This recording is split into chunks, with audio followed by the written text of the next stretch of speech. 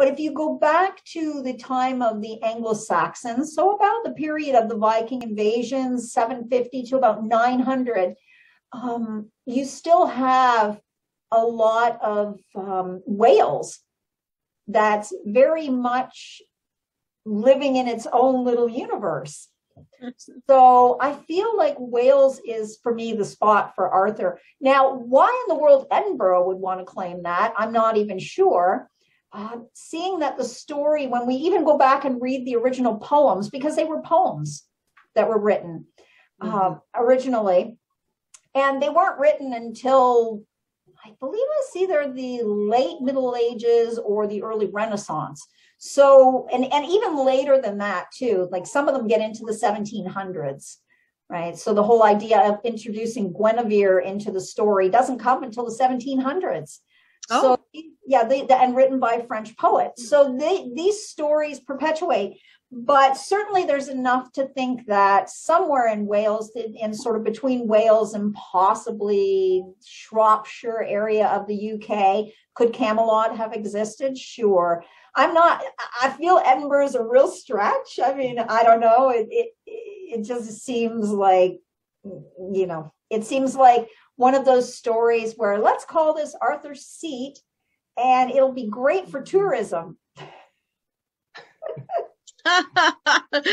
Essentially, yes.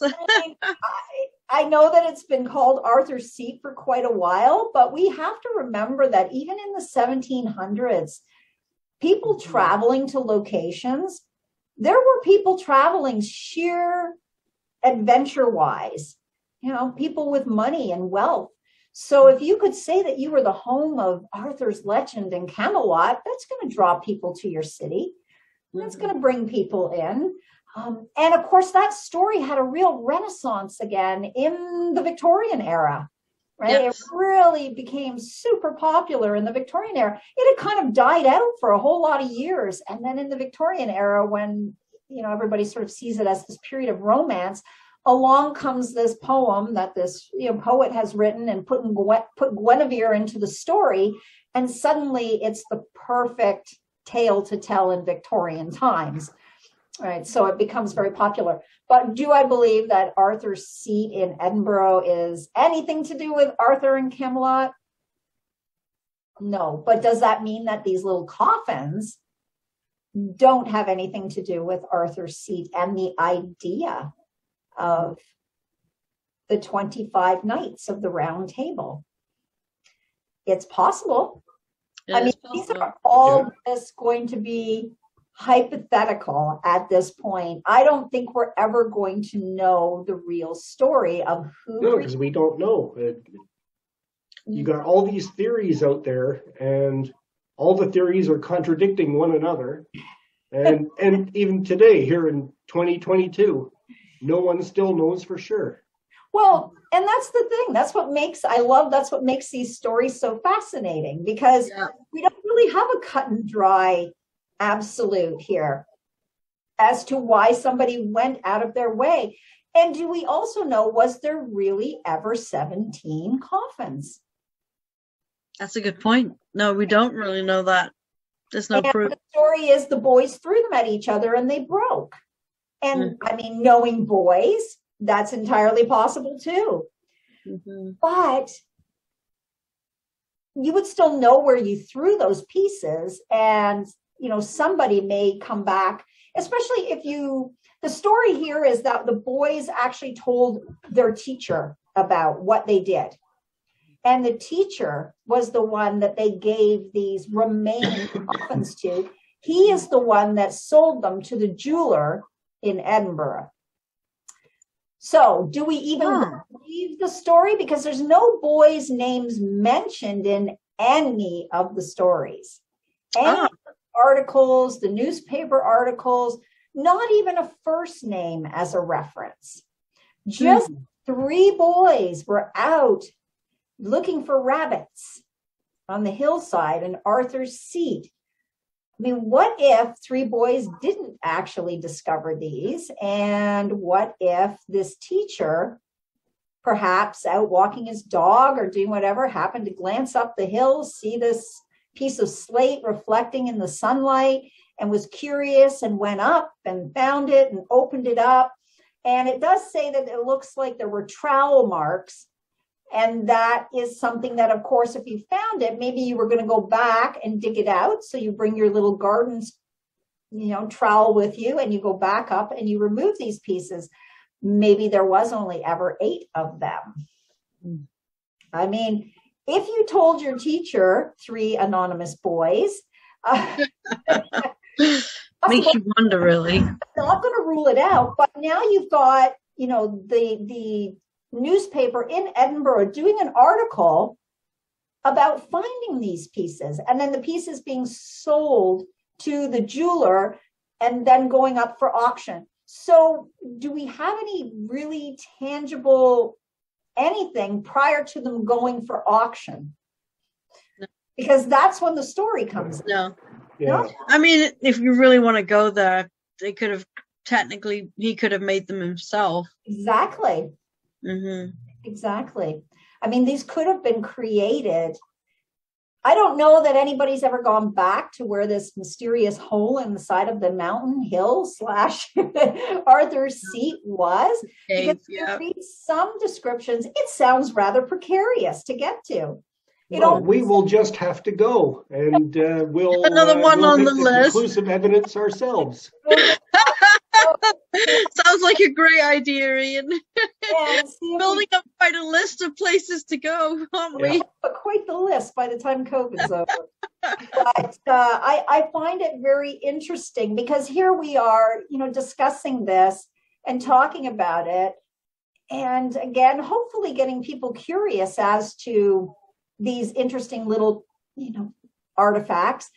But it makes me think about value because we have stories. They're not, I don't think even the ones in the earlier newspaper article, I believe it was 1836, are going to be able to be verified. We have no boys' names. I mean, I can't imagine that the teacher who was in possession of these did not know who these boys were if he's supposed to be their teacher. Now, perhaps he was afraid of them getting into trouble. But would they? Maybe they weren't meant to be out there playing where they were. Well, they were looking for rabbits. Apparently, they were rabbit hunting. So clearly, if the story is correct, they had permission to be out there. And I just find it all rather interesting because, again, like we were saying, is there ever anything as a coincidence, right? This is not, to me, when I look at the value, when you put it up for auction and it sells for £4, that's a pretty good chunk. The jeweler made a pretty good chunk of money, right? So I'm just gonna do something. Hey, Google, in 1852, what was the value of 4 British pounds? Okay, so in 1852, that would be equal to approximately 100 pounds today. Oh, there you go. That was a good chunk of money back then. Yeah. Oh, yeah, it was. Yeah. So let's look. So that would have been, at that time, that would have been equivalent to 100 pounds, essentially. So today, that 4 pounds, right, would translate into, let's just see exactly. I like doing the math. Let's see what we get. So in today's money, that would be worth $595 today. Holy cow. Wow. So I'd say 595 pounds. Okay. So that's still a pretty good chunk of change for somebody, $100 maybe? to pay out. I'm fairly certain if these little things went up for auction today, they'd probably garner much more than 500 pounds. But it's an interesting to look at. In 1852, that in today's money would be equivalent to $100. So we know that it certainly was somebody of wealth who purchased the collection. And I think that the jeweler knew this.